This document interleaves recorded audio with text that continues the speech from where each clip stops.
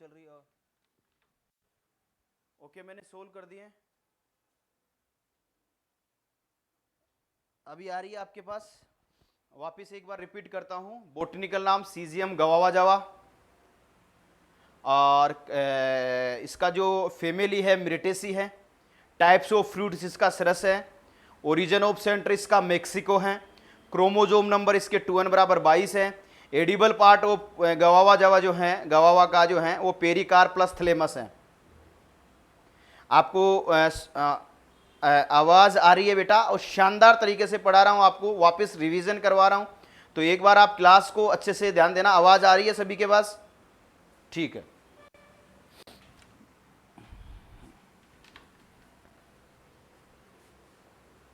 ठीक है, तो ये सारी चीजें आपको अच्छे से समझ में आ गई, आपने नोट आउट कर ली होगी। आपने नोट आउट क्या किया है? इसका बोटनिकल नाम, इसका फैमिली, इसका जो है chromosome number, type of fruits, edible part of fruits. अब इसके इंट्रोडक्शन में और चीजें क्या कहना चाह रहा हूं, इसके इंट्रोडक्शन में ये है कि गवावा जो है, गवावा में मुख्य रूप से हम देखें न्यूट्रिएंट वैल्यू देखें। न्यूट्रिएंट वैल्यू मतलब इसमें 300 mg प्रति विटामिन सी पाया जाता है। ज्यादा विटामिन सी जो इसको हम एस्कोर्बिक अबंडेंस सेरी में पाया जाता है। उसके बाद में जो है आंवला एनोला में पाया जाता है, उसके बाद गवावा, और उसके बाद में सीट्रस। ठीक है, लाइम में जो है उसमें है, स्वीट ऑरेंज में है, जो आपकी हैं, इनमें हम विटामिन सी पाया जाता है। हाँ, मैं लिखाऊंगा विटामिन, ये कह रहा हूँ कि इसमें न्यूट्रिएंट वैल्यू जो है, मतलब इसमें विटामिन जो है, विटामिन सी पाया जाता है। और उसका दूसरा नाम जो है हम बोलते हैं, इसको बोलते हैं एस्कोर्बिक एसिड। एस्कोर्बिक एसिड जो होता है इसे विटामिन सी बोलते हैं। और विटामिन सी जो है आंवले में, फ्रूट्स के कंपेयर में देखें, फ्रूट्स के कंपेयर में देखें तो सर्वाधिक होता है। और जैसे बारबेंडन सेरी में ज्यादा होता है, लेकिन हम जो फ्रूट्स पढ़ रहे हैं अपने सिलेबस के अकॉर्डिंग, तो सबसे ज्यादा किस में होता है? गवावा में।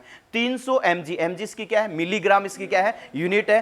पर 100 ग्राम का जो इसका प्लब होता है, गुद्दा होता है, प्लब वाला भाग होता है, उसमें पाया जाता है विटामिन सी। ठीक है, उसके बाद में गवावा जो है उसका प्रोडक्शन जो है सबसे ज्यादा हमारे भारत में यूपी में होता है। यूपी में एक इलाहाबाद रीजन है, इलाहाबाद रीजन में गवावा का सर्वाधिक प्रोडक्शन होता है। क्योंकि गवावा में वहाँ पे जो है आपको यहाँ पे जो अपने राजस्थान में सवाई माधोपुर जो है, वहाँ पर गवावा का हाईएस्ट प्रोडक्शन होता है। एरिया जो है सवाई माधोपुर है, और आपको अजमेर भी हैं, उदयपुर भी हैं, और तो अदर जो हैं डिस्ट्रिक्ट है अपने मिलेंगे। इसके बाद में एक चीज़ इंपॉर्टेंट जो आपको एग्जाम में पूछी जाती है कि गवावा में हाई डेंसिटी प्लांटिंग पहले नहीं थी, लेकिन धीरे धीरे एक मीडो ऑर्चार्ड आया है। कौन सा ऑर्चार्ड आया है? मीडो ऑर्चार्ड। ड्वार्फिंग वैरायटी लगाने के लिए मीडो ऑर्चार्ड आया है। और मीडो ऑर्चार्ड एक ऐसा ऑर्चार्ड है, प्लांटिंग सिस्टम का है ये। मीडो ऑर्चार्ड क्या है? लेआउट है, लेआउट है, मतलब एक नाम है उस लेआउट का जिसको मीडो ऑर्चार्ड कहते हैं। सामान्य रूप से गवावा में प्लांट टू प्लांट की डिस्टेंस या R/P, जिसे रो टू रो की डिस्टेंस और प्लांट टू प्लांट की डिस्टेंस 6 से 7 के बीच में रखते हैं। ठीक है, लेकिन ये नॉर्मल डिस्टेंस है जिसमें हर वेराइटी में हम इसको यूज कर सकते हैं। बट एक चीज याद रखना कि अगर हमें हाई डेंसिटी प्लांटिंग करनी है, सघन बहुन रोपाई करनी है, तो उसके लिए हम इसके R/P हम जैसे 3 से 4 के आसपास रखेंगे, तो हाई डेंसिटी प्लांटिंग के रूप में यूज करते हैं। लेकिन अभी लेटेस्टली एक गवावा में इलाहाबाद, सबसे पहले ये इजराइल से लाया गया था मीडो ऑर्चार्ड लेआउट, और सबसे पहले जम्मू कश्मीर में एप्पल पर इसको लागू किया गया था, किसको? मीडो ऑर्चार्ड को।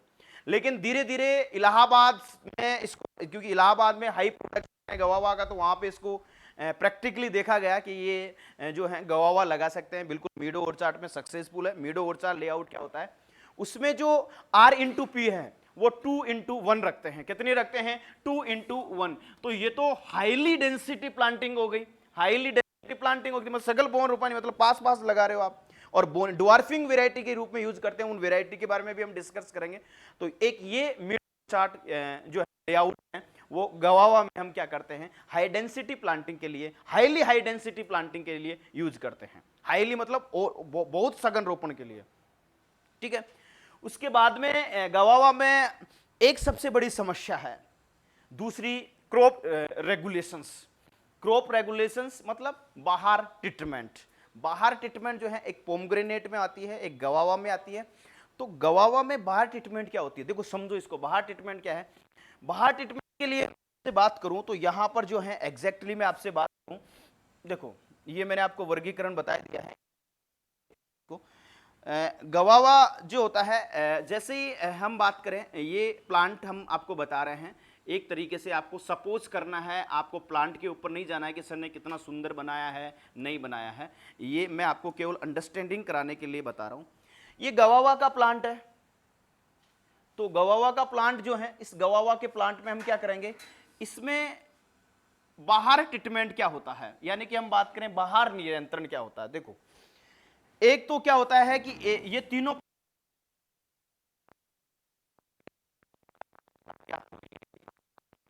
क्या चीज बता रहे हैं आपको, ये तीनों प्लांट आपको प्रैक्टिकली चीज का ध्यान रखना है।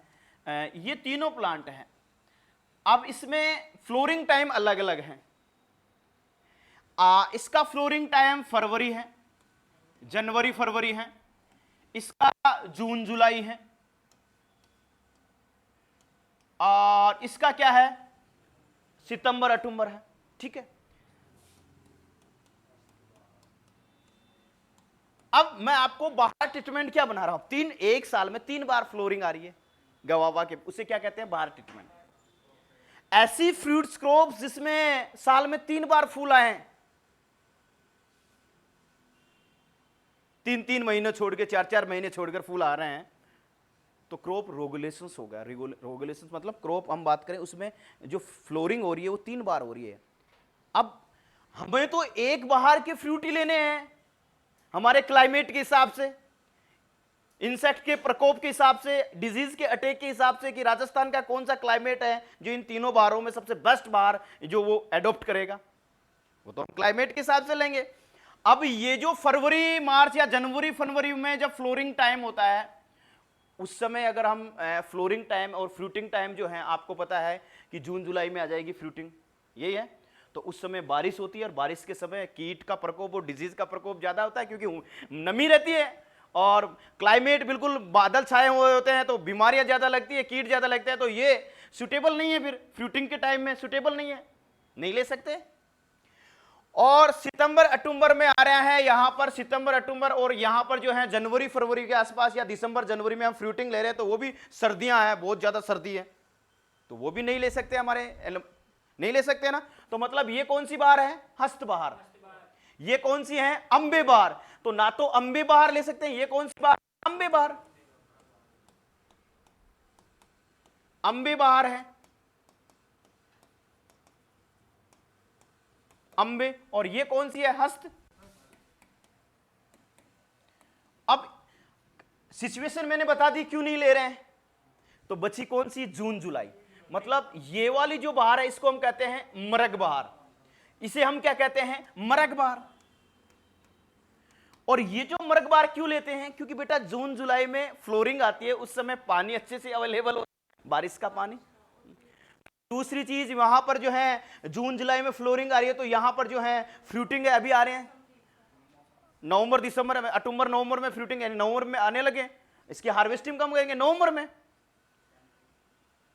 तो सबसे इन दोनों को हम दोनों अस्तबार और मरग अंबे बार को कंपेयर करेंगे, तो सबसे फ्रूटिंग टाइम जो होता है इसका सबसे बेस्ट टाइम होता है वो नवंबर होता है, जो अभी गवावा आने लगा। तो हमारे राजस्थान के क्लाइमेट के अकॉर्डिंग हमारे राजस्थान में कौन सी बहार ली जाती है, मरग बहार ली जाती है। कौन सी बहार ली जाती है, मरग बहार। लेकिन एक समस्या है, मैं फार्मर हूं, मुझे इस चीज के लिए अवेयर नहीं हूं कि ये 3 बार इसमें पुष्प आते हैं। पोमग्रेनेट हमारे घर के सामने लगा हुआ है, तो कभी कभी मेरे पिताश्री मुझे पूछते हैं, पापा, हिंदी सही है, पिताश्री पापा कभी कभी क्या होता है, ऑनलाइन वाले भी पूछ ले, सिर्फ पिताश्री को इंग्लिश में बोलो, तो फिर मैं पापा, डैड डैड, ऐसे क्यों डैड, क्योंकि ये सिटी का यही चौचला है, डैड पप्पा। और पप्पा को भी पता नहीं कौन से स्वर और व्यंजन मिलाते हैं, पप्पा को ऐसे बोलते हैं पप्पा, और कब बोलते हैं, जब उसको जरूरत है बहुत ज्यादा। हाँ। और आजकल तो ढेड और सर डेड, अच्छा ढेड को डेडा हम गांव में सीधी देसी भाषा में बोलते हैं पिताश्री, पा, पिताश्री बोलते हैं, वे प्रेम से बोलते हैं। और गांव में दो झापड़ में रख देता है ना पापा, तो डोरमेंसी में चले जाते हैं कंफ्यूज में, और यहां दो थप्पड़ मेल दे तो बाइक स्टार्ट करके शाम को आएगा वैसा जाके घूम घुमा के दोस्तों के पास, अरे यार मेरा पापा डेड है ना, बहुत खराब है। आई एक्सक्यूज यार, इंग्लिश में 4-5 टर्मिनोलॉजी का यूज करेंगे ऐसे, आई यार मैं बहुत, I hate you my dead. और आपने कहा अरे पापो मेल दिए दो छन यार, जो प्रॉब्लम आ रही है दो मिलो जाते।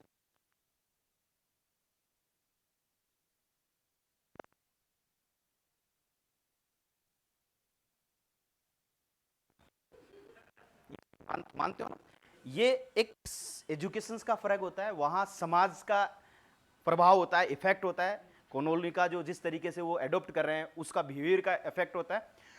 अब यहां पे जब मैं आपको बात करूं, इसमें एक प्रॉब्लम आई कि मेरे इस खेत के, मेरे घर के सामने मुझे पापा पूछते बेटा इसको मैंने 3 महीने पहले भी इसमें फूल आ रहे थे और आज 3 महीने बाद में भी इसमें फूल आ रहे हैं, और नवंबर में इसमें फूल आ रहे हैं, चक्कर क्या है इसमें फूल इतने क्यों आते हैं? मैं बोला सर इसमें बाहर ट्रीटमेंट, मतलब साल में 3 बार फूल आएंगे। तो राजस्थान में भी पोमग्रेनेट की मरकबार ली जाती है। तो ये जो समस्या है, अब जब इसमें जनवरी फरवरी में जब आपको फ्लोरिंग आ रही है, तो इस समय फ्लोरिंग आ रही है, फिर जून जुलाई में फ्लोरिंग आ रही है, तो यहां पर जब हम मरकबार ले रहे हैं तो यील्ड रिड्यूस होगी ना। जब आप उन तीनों ही फूल ले रहे हैं, आप इसका ट्रीटमेंट नहीं कर रहे हो और फूल आ रहे हैं फिर झड़ रहे हैं, फिर जून जुलाई, तो कम आएंगे यहां पे फ्लोरिंग जो टाइम है, फ्लोरिंग जो है वो कम फ्लोरिंग लगेंगे, और कम फ्लोर लगेंगे तो वहां कन्वर्टिंग ऑफ फ्रूट्स, तो फ्रूट्स भी अर्थात यील्ड भी आपको कम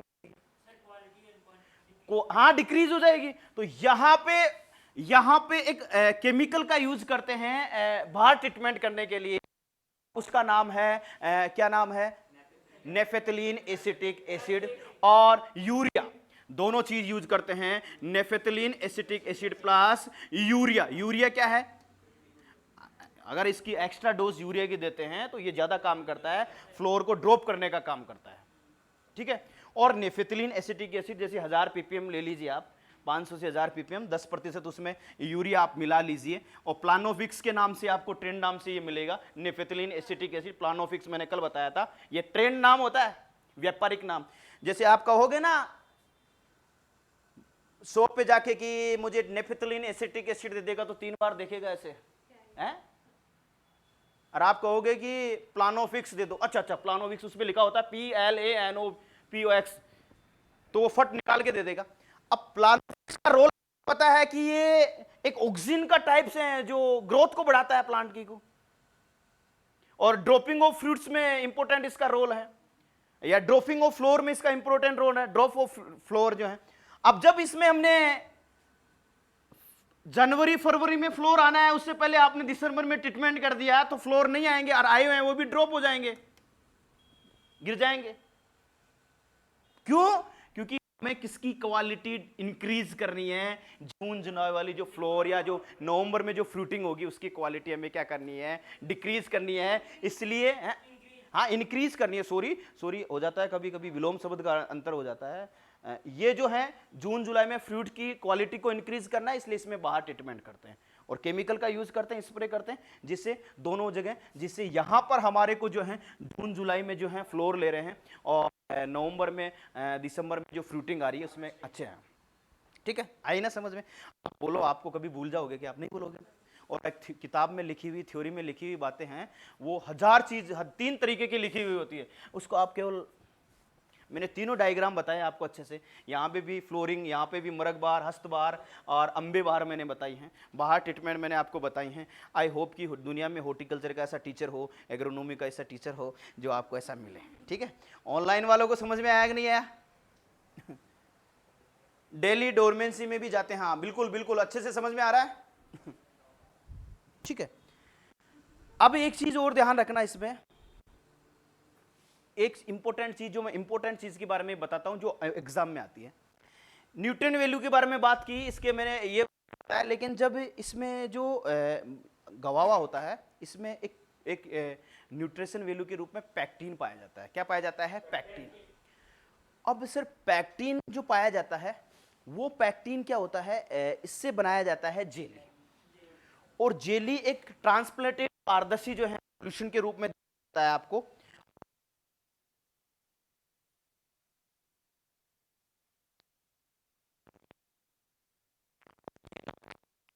इस पैक्टिन से जेली बनाते हैं और जेली बनाने के लिए सबसे उपयुक्त फल जो होता है वो गवावा होता है। ठीक है, तो और जेम जेली जैसे हैं, आप कैसे कौन कौन से पोस्ट हार्वेस्टिंग, जैसे जेम है एप्पल से बनता है, पपाया से बनता है, मैंगो से बनता है, मैनली आप एप्पल हैं, स्ट्रॉबेरी है, उसके बाद में जेली बनता है, मार्मलेंड बनता है, आपका स्क्वेश बनता है, हाँ जो है ये सारे चीज किससे, फल रसों से बनते हैं, है ना। तो post harvesting technology food processing में हमें पढ़ेंगे इनको, या पोस्ट हार्वेस्टिंग टेक्नोलॉजी में हम इसको पढ़ेंगे निश्चित रूप है। तो ये चीजें इसमें आपको ध्यान में रखनी है। तो उसके में एक चीज याद रखना कि गवावा में जो है प्रोपोगेशंस, वो भी मैं आपको एक शानदार जबरदस्त लल्लन टॉप कतई जहर वाली ट्रिक के माध्यम से बताता हूं, ताकि प्रोपोगेशन मतलब होता है कि जनन, प्लांट का जनन, मान सकते हो। जैसे रिप्रोडक्शन ऑफ ह्यूमन होता है वो जनन ही है, क्योंकि नया पौधा नई संतति उत्पन्न करना जनन ही तो है। तो प्रोपोगेशंस बोलते हैं प्लांट में, वो टर्मिनोलॉजी क्या यूज करते हैं, प्रोपोगेशन। तो प्रोपोगेशन तो वेज ग्राफ्टिंग भी कर लेते हैं, सॉफ्टवुड ग्राफ्टिंग भी कर लेते हैं, ठीक है।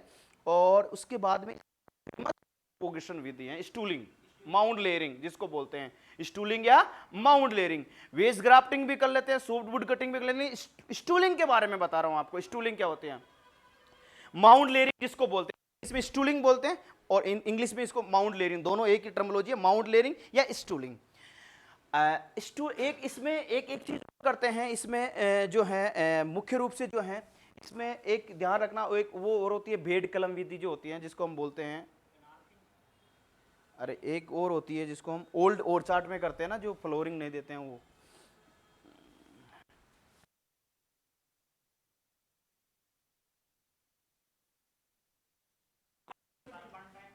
नहीं नहीं वो मैं बताता हूँ, अभी थोड़ी देर में याद आ जाएगा मुझे, ठीक है। मैं अभी अभी बताते बताते आपको, माउंट लेयरिंग या स्टूलिंग विधि क्या होती है देखना।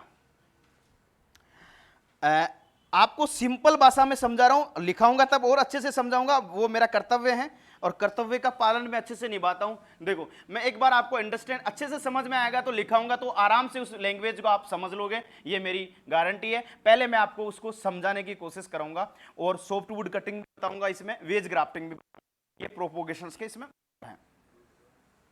देखो माउंट लेयरिंग क्या होती है, माउंट लेयरिंग जो होती है, अब माउंट लेयरिंग इसमें जो रूट स्टॉक काम में लेते हैं ना बेटा, इसमें हमेशा ये ध्यान रखना, अगर इसका जो भी रूट स्टॉक काम में लेते हैं ना, मूल ग्रंथ है ना, रूट स्टॉक, वो हमेशा बीजू पौधा का लेता है गवावा में। प्रोपोगेशंस किया हुआ पौधा कभी रूट स्टॉक के रूप में काम में नहीं लेते हैं। ये क्वेश्चंस पूछा गया था डब्ल्यूओ में कि this fruit crop this name, जिसमें हमेशा ध्यान रखना जो रूट स्टॉक काम में लेते हैं वो सेक्सुअल रिप्रोडक्शन के द्वारा तैयार किया गया रूट स्टॉक काम में लेते हैं, अर्थात बीजू। सेक्सुअल रिप्रोडक्शन मतलब बीजू, सीड के द्वारा प्रोपोगेशन, सीड के द्वारा हो तो सेक्सुअल प्रोपोगेशन हो गया, मैंने बताया था ना आपको। तो यहां पे जो है मैं आपको एक चीज बताना चाह रहा हूं, देखो कि माउंट लेयरिंग क्या होती है, माउंट लेयरिंग क्या होती है। माउंट लेयरिंग आपको अच्छे से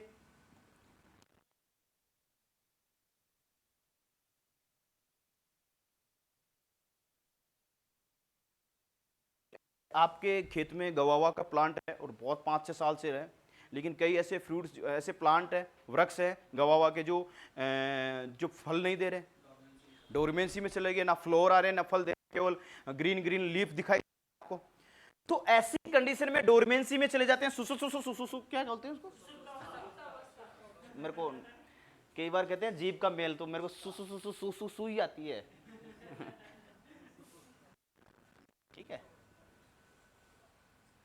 अब आपके दिमाग में पॉजिटिव थॉट आ रहे हैं नेगेटिव थॉट आ रहे हैं इसका मुझे पता नहीं है, लेकिन आपको मैं मानता हूँ नेगेटिव थॉट चल रहे हैं, क्योंकि वो तो साइकोलॉजी बताती है। सुसु सुसु बोलती हैं तो आप समझ गए सुसु सुसु कैसे करें, तब हंसी चली है, कोई बात नहीं, चलो कोई दिक्कत नहीं। माउंट लेयरिंग, अब वो डोरमेंसी में चला गया, ऐसी कंडीशन में जब इसका जो स्टेम वाला भाग होता है, स्टेम वाला भाग को बिल्कुल जमीन के जो सरफेस से काट देते हैं, जमीन के सरफेस से बिल्कुल पास से काट देंगे, स्टेम वाले भाग को बिल्कुल पास से काट देंगे, काट दिया। अब रूट वाला पार्ट तो है, अब इस पे सरफेस पे काटने के बाद में इस पर मिट्टी, इसके जो है बाहर नहीं दिखना चाहिए, ये इस पर क्या दिखा देते हैं, मिट्टी चढ़ा देते हैं, या एफआईएम जो होती है खाद होती है उसका हम, क्योंकि उसको ग्रोथ करने के लिए या थोड़ा बहुत यूरिया हम डाल देते हैं, और इसको थोड़ा सा पानी दे देते हैं, ऊपर नमी दे देते हैं, नमी में तो जर्मिनेटेड करेगा कोई प्लांट।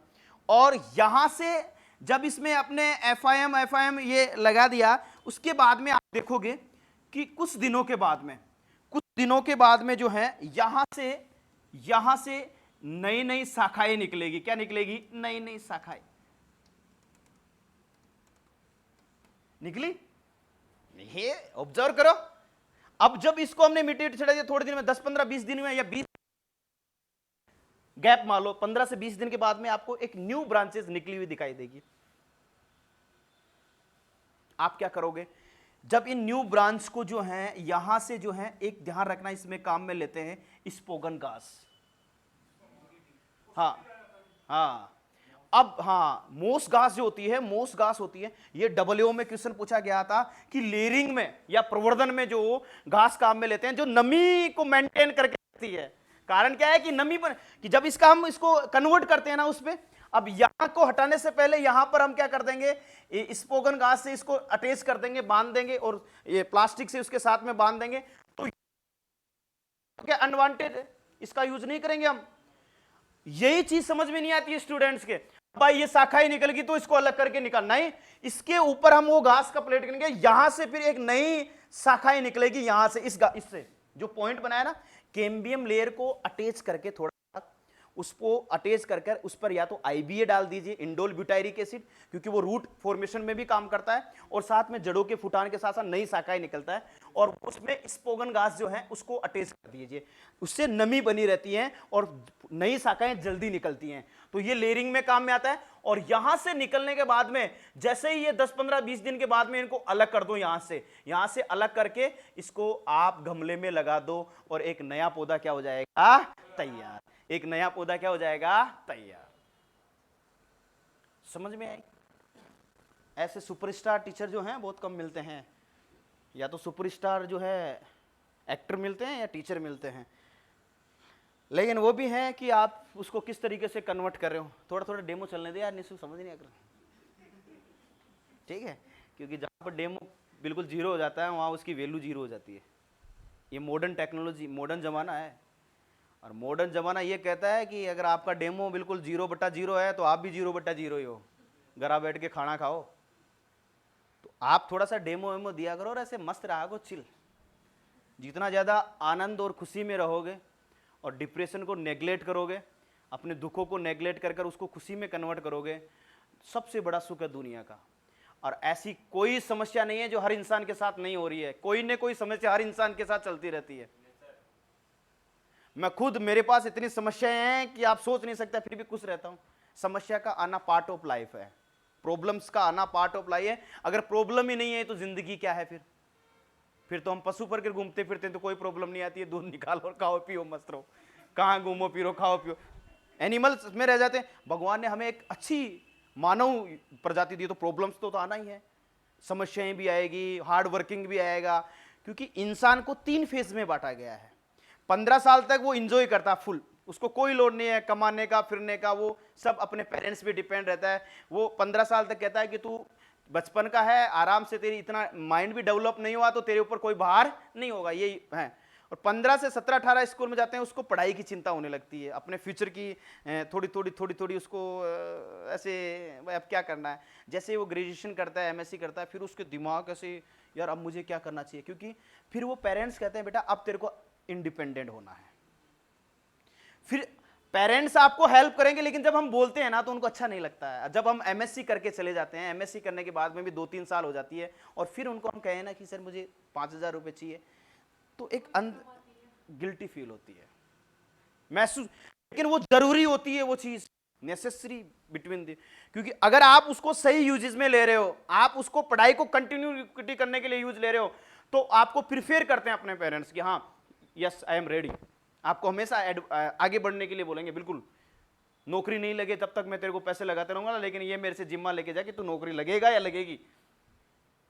लेकिन मेरे साथ क्या है, नौकरी लग जाएंगे, पैसे तो आने दो। तो ये लेयरिंग होती है। वेज ग्राफ्टिंग में रूट स्टॉक मूल उसको विपरीत दिशा में काट कर अब डाला जाता है। ग्राफ्टिंग जो मैंने आपको बताई थी वो भी मैं आपको बताऊंगा। तो ये सबसे इंपॉर्टेंट आपको मैंने बताई है। हाँ, इसके बाद में टॉप वर्किंग का नाम सुना है आपने, सॉरी मुझे याद आ गया, टॉप वर्किंग। जिसे टॉप वर्किंग क्या होता है, एक जो ओल्ड ओरचार्ट होते हैं ना, अब टॉप वर्किंग मतलब शीर्ष बेड कलम विधि, मतलब सबसे ज्यादा गवावा में और बेर में किया जाता है, मैंगो में सबसे ज्यादा गवावा में टॉप वर्किंग। एक टॉप वर्किंग जिसको प्रोपोगेशन मेथड नहीं कहेंगे, लेकिन एक वर्किंग का काम है, एक मॉडर्न टेक्नोलॉजी है टॉप वर्किंग। मॉडर्न टेक्नोलॉजी का मतलब है कि यही प्लांट है जो डोरमेंसी में चला गया, इसकी सारी शाखाओं को हम पुनिंग कर देंगे, काट छाट कर देंगे और बिल्कुल गंजा कर देंगे। जैसे ये बाल है, अब मेरे बाल को हटा दो, पूरा गंजा हो जाऊंगा।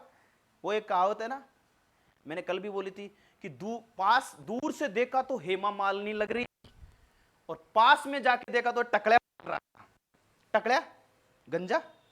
समझ में आया हिंदी तो? ओके। तो यहां पे जो है, अब ये जो डोरमेंसी में प्लांट चला गया, अब इसकी शाखाओं को काट देते हैं, जो नई नई जो पुरानी शाखाएं थी उनको काट लेते हैं और बिल्कुल छोटा कर देते हैं, और जो नया जो बीजू पौधा है उसकी शाखाएं लाते हैं और इसमें ग्राफ्टिंग करते हैं। क्या करते हैं? ग्राफ्टिंग करते हैं। वहां से अटैच करके इसमें नई शाखाएं क्या करते हैं? ग्राफ्टिंग करते हैं। हर को पॉलीथीन से बांधते हैं, हर जगह 20 से 25 सेंटीमीटर का अंतराल लेकर हर जगह हर ब्रांच में डाल देते हैं। अब जो ग्राफ्टिंग किया हुआ जो नया पौधा है जिसमें अच्छे इल्ड आ रही है, अच्छे फ्लोरिंग आ रही है, उनकी शाखाएं ली हमने, नई शाखाएं नई, और उनको हमने ऊपर शीर्ष में, टॉप वर्किंग मतलब टॉप ऊपर शीर्ष में हमने उसको ग्राफ्टेड कर दिया, पुरानी वाली को हटा दिया और नई वाली लगा दी। तो यहां से रूट फॉर्मेशन तो हो रहा है, जल का अवशोषण हो रहा है, और यहां से एक नई शाखाएं निकल रही हैं, तो एक नया पौधा तैयार हो गया। The modern technology of plant propagation, top working. तो टॉप वर्किंग का काम किया जा रहा है आजकल। आजकल ये भी है कि कोई ज्यादा एज का प्लांट होगा जो फ्रूटिंग और फ्लोरिंग नहीं कर रहा, तो उसमें भी टॉप वर्किंग सक्सेसफुल हो रही है।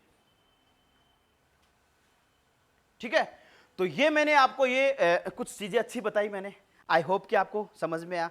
बहुत अच्छी चीजें बताई। Agriculture very simple language, simple subject है। अगर आप इसको समझोगे, प्रैक्टिकल बीज पे सब्जेक्ट है, अगर आपको इसको अच्छे से समझोगे ना तो कोई चीज रटने की आवश्यकता नहीं है। अगला इसमें देखो, गवाओं में एक सबसे बड़ी समस्या, गवावा सेंडिलोम को अच्छे से सर्वाइव करता है। ऑल टाइप्स मिट्टी आर इसमें ग्रो कर सकते हैं इस प्लांट को, गवावा को।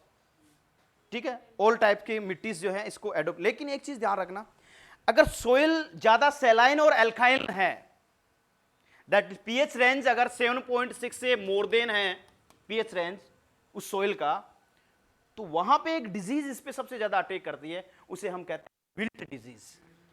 उसे हम क्या कहते हैं? Wilt disease.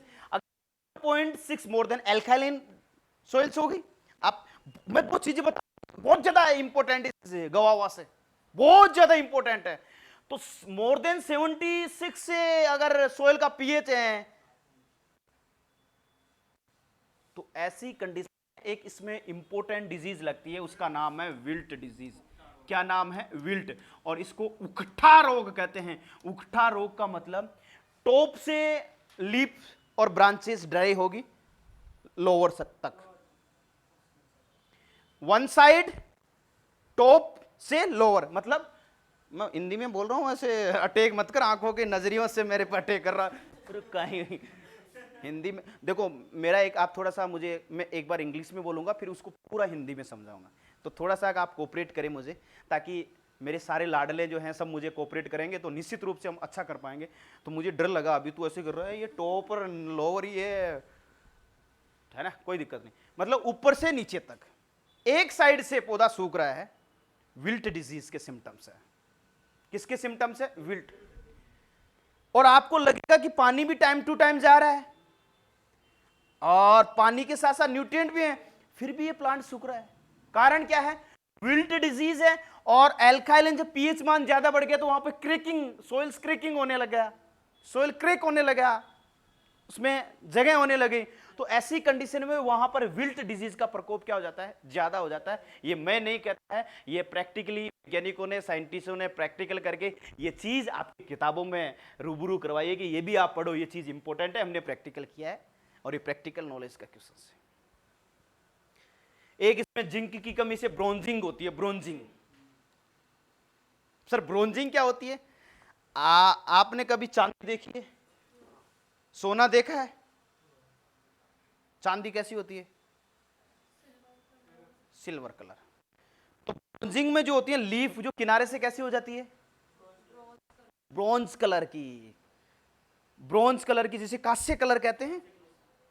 ब्रोंज मेडल आप जानते हो, सिल्वर मेडल आप जानते हो, गोल्ड मेडल जानते हो, लेकिन गोल्ड मेडल जिसको मिलता है, आई लाइक दिस। जितने भी गोल्ड मेडलिस्ट उन सबको पसंद करता हूं मैं, लेकिन जिसको सिल्वर मेडल मिलता है उसको भी लाइक दिस। लेकिन थोड़ा सा अगर ब्रोंज पे आ जाता है तो थोड़ा सा ठीक है, फिर आई लाइक दिस, ब्रोंज तो लेकर आया। तो उसमें जो होता है किनारों से, वो ब्रोंज लाइक, मतलब आप जैसे पीला कलर, येलो कलर मान लो, कांस्य कलर, खासा। हाँ, आपने आपने कांसी को बाट को सुने हो ना गांव में? अरे कांसी को बाट को से बिजली पर, आप इसको अंडरस्टूड मत करना, ठीक है? इंग्लिश के नहीं, मैं मारवाड़ी बोल रहा हूँ। ऑनलाइन वाले आप कहते हैं कांसी को कचोड़ो से, कांसी को चलो बिजली बिजली अंदर देते हैं उसको। एक बार की बात है, अब क्या है, गर्जना हो रही थी, बादल छा रहे थे और उससे जबरदस्त बिजली आ रही होती, और मेरे पास कांसी का बाटला पटका था, मैं खाना खा रहा था। मम्मी बाप कना तने मन मारे लो कि मारी ई उम्र में ती उम्र से मारी, तो मम्मी की तीसरी उम्र मको कह मैं मरूला जी, तो कह कोई बात को नहीं, मारी तो उम्र अभी छोटी है, लेकिन मम्मी तो 60 साल की है, कोई दिक्कत कौन। अरे बाप कना आता है तो 40-50 साल और जीव ली। दही को कांसी को बाटका नहीं, गायब। पहली बचपन की बातें हैं ये। कहा जाता है कि इस पर बिजली का अटैक ज्यादा होता है तो वो पीले कलर का होता था ना, कांस्य ब्रोंज कलर का, तो वो जिंक की कमी से, यानी कि लीफ जो है ब्रोंज लाइक कलर की हो जाती है किनारों से, तो वो एक डेफिशिएंसी ऑफ न्यूट्रिएंट की वजह से होता है। और डेफिशिएंसी ऑफ एलिमेंट है जिंक। कौन सा है? तो हम जिंक ऑक्साइड का स्प्रे करेंगे तो वो डेफिशिएंसी क्या हो जाएगी? दूर हो जाएगी। यानी कि जिंक से रिलेटेड कोई भी फर्टिलाइजर हम दे रहे हैं तो जिंक जो है उसको प्रॉपर मिलेगी, डिजीज नहीं होगी। तो जिंक हम डाल देंगे उसमें तो वो डिजीज नहीं होगी। तो ऐसी कंडीशन में दो डिजीज है, इसमें मॉस्किटो बग लगता है, मैंगो, इसमें सॉरी गवावा फ्रूट फ्लाई भी लगता है, और भी कई इसमें इंसेक्ट लगते हैं। तो ये मैंने इसके बारे में जो इंपॉर्टेंट बातें थी वो मैंने आपको बताया कि ये जो हैं ये सारी चीज़ें मैंने आपको बताई हैं। इसके बाद में इसमें सबसे इंपॉर्टेंट बात ये है कि इसमें जो जलवायु जो है, क्लाइमेट लेते हैं, ट्रॉपिकल और सब ट्रॉपिकल, उष्ण और उष्ण उपोष्ण जो है, दोनों जलवायु का है पौधा है। और ये आल टाइप की मिट्टी में इसको हम ग्रो कर सकते हैं। और इसका जो है टेम्परेचर आपको मेंटेन, जर्मिनेशन टेम्परेचर या ग्रोथ टेम्परेचर 24 से 28 डिग्री सेंटीग्रेड के आसपास, एनसीईआरटी के हिसाब से यही 28 डिग्री सेंटीग्रेड के आसपास अगर टेम्परेचर रखेंगे तो बेस्ट सुटेबल टेम्परेचर है ग्रोथ के लिए। तो ये मैंने आपको इतना अच्छे से एक्सप्लेन किया। आई होप इंपॉर्टेंट चीजें एक्सप्लेन की, अच्छे से समझ में आया? यस या नो? यस, ठीक है। अब क्लासिफिकेशन आपने लिख ही लिया। अब नीचे एरो करके एक लाइन लिखो, न्यूट्रिएंट वैल्यू, पोषक तत्व।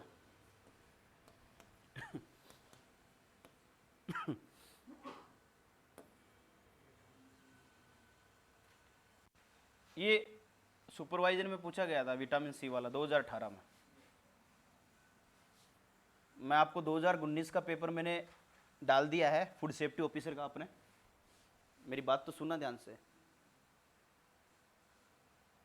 अगर आपका अधिकारी बनने का सपना है ना, मैं आपको रियलिटी बता रहा हूँ कि मेरा काम तो अलग है, मेरा काम है आपको एडवाइस देना, क्योंकि मेरा तो बिजनेस में माइंड है, अलग अलग सेंटेंस में हो गया, मैं भी तैयारी कर ही रहा हूँ साथ साथ, और मुझे भी एग्ज़ाम देना ही है।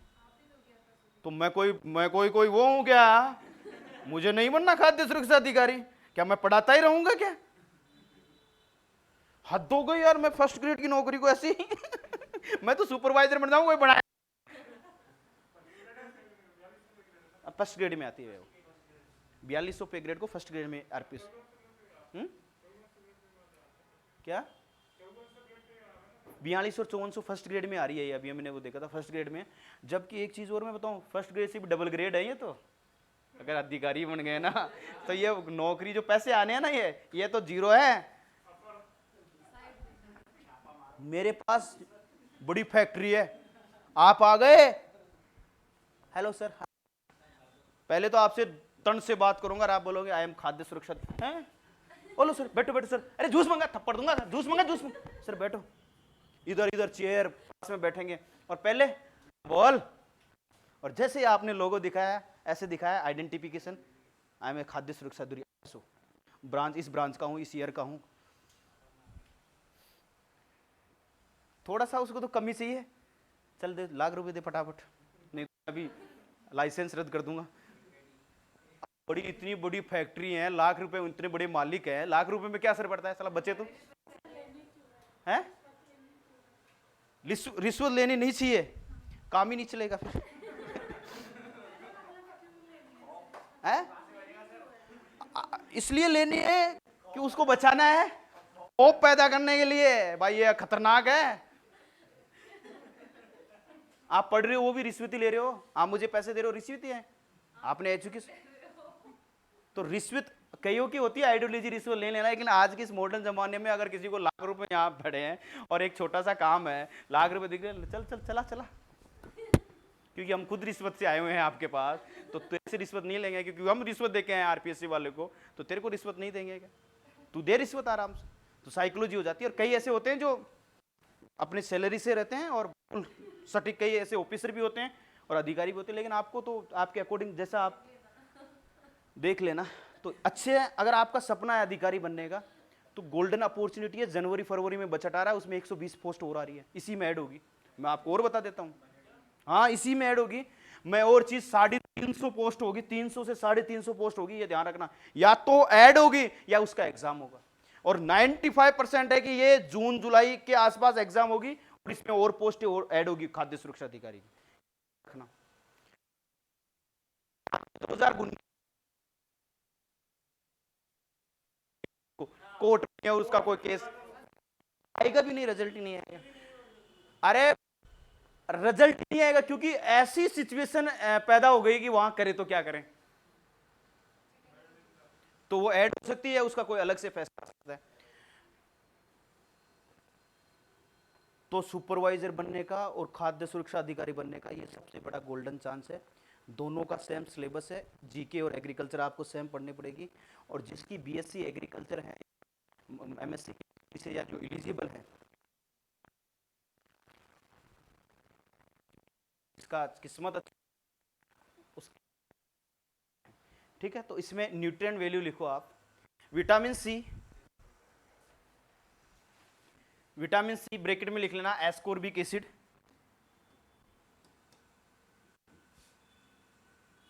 mg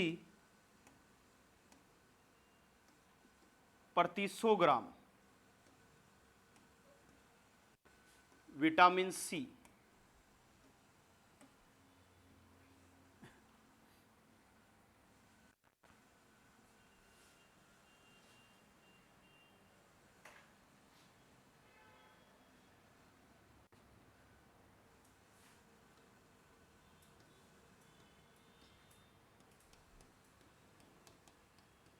एस्कोर्बिक एसिड बोलते हैं। उसके बाद में पैक जाता है इसमें 0.5 से 1%।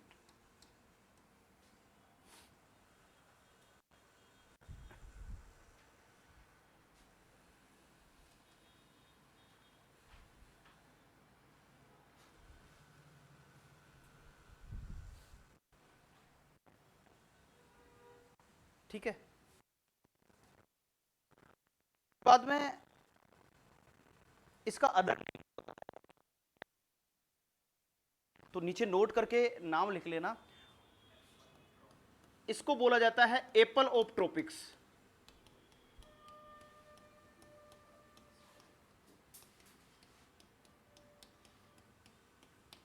एप्पल ऑफ ट्रॉपिक्स बोला जाता है इसे।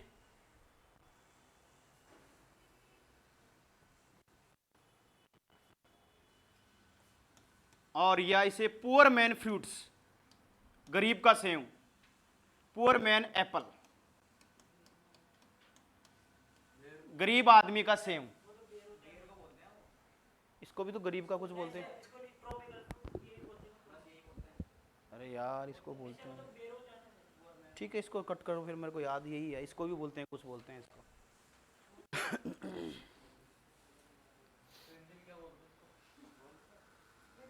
नहीं रहने दो, इसको कट कर दो, शायद ये गरीब का, गरीब का फल बोलते हैं इसको, गरीब मैन एप्पल बोलते हैं। हैं? हटाओ हटाओ इसको, हटाओ हटाओ इसको, केवल लिखो एप्पल ऑफ ट्रॉपिक्स, ठीक है। उसके बाद में नीचे एरो करके एक लाइन लिखना,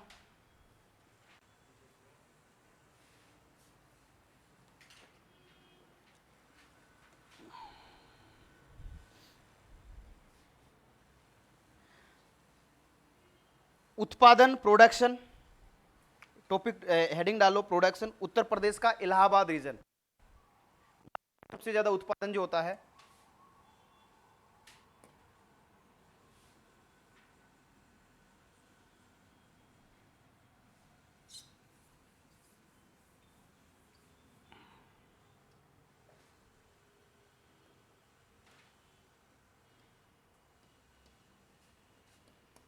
प्रोडक्शन या इंग्लिश मीडियम हिंदी मीडियम वाले को बोलते हैं उत्पादन। इंडिया में सबसे ज्यादा यूपी, प्रोडक्शन फर्स्ट रैंक, और यूपी में एक जिला है, कौन सा? इलाहाबाद। बेस्ट क्वालिटी के अच्छे फ्लेवर वाले, अच्छे गुणवत्ता वाले जो फ्रूट्स हैं, वो इलाहाबाद के अमरूद सबसे ज्यादा फेमस है। इलाहाबाद सफेदा वैरायटी है, फेमस है। हाँ, कोमल भी नाम है एक वैरायटी का इसमें, कोमल गुलाबी,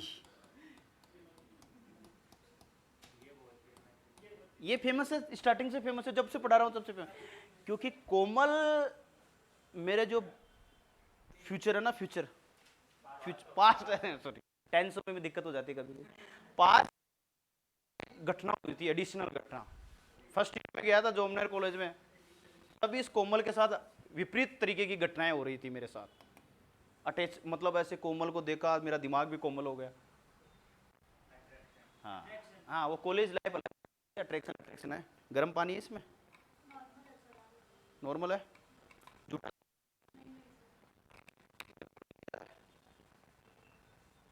क्या गर्म पानी पीने से? अरे यार आजकल की टेक्नोलॉजी क्या चीज़ है ना, जितना पानी चाहिए उतना ही जाएगा अंदर, एक्स्ट्रा नहीं जाएगा इससे। क्यों बताए? देखो टेक्नोलॉजी, और अपनी वाली बोतल में तो कितना एक्स्ट्रा आ जाए। आदमी एक्स्ट्रा देने वाला जी इतना बड़ा, और ये देखो टेक्नोलॉजी, 1000 रुपये लगते हैं बोतल के, 700-800 रुपये लगते हैं, लेकिन टेक्नोलॉजी है। वो नहीं है कि एक वो आपने सुना नहीं कि टूथपेस्ट आई थी वो कोलगेट वाला,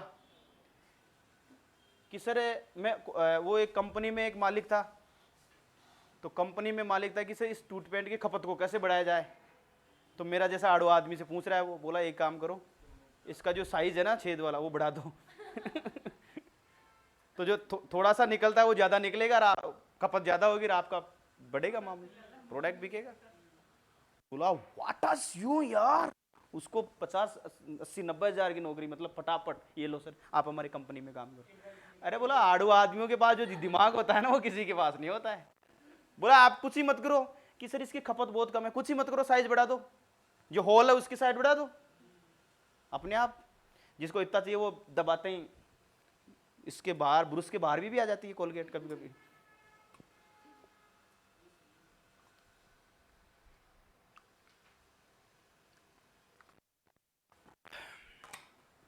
दुनिया में कुछ भी हो सकता है। इलाहाबाद लिख लिया आपने, उसके बाद में राजस्थान में लिखना, राजस्थान में सवाई माधोपुर,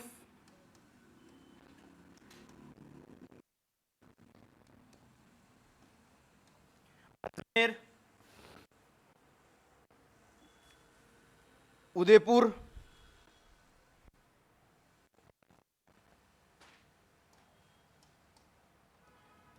उदयपुर इत्यादि।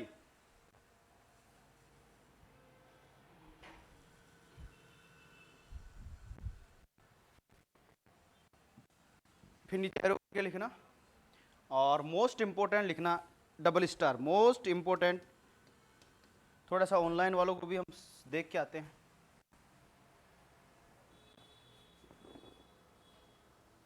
ठीक है, मोस्ट इंपॉर्टेंट में लिखना अमरूद में पैक्टिन पाया है, द प्रेजेंट ऑफ पैक्टिन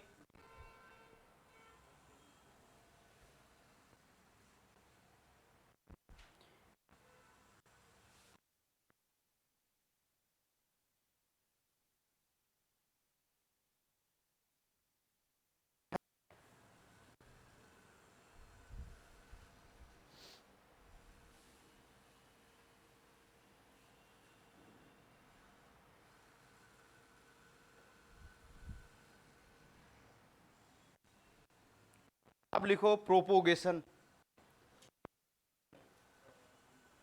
प्रवर्धन, या पहले जलवायु लिख लो, सॉरी प्रोपोगेशन रहने दो, पहले जलवायु और सोयल लिख लो, क्लाइमेट एंड सोयल, जलवायु, उसके बाद में propagation. Topic step by step पढ़ेंगे।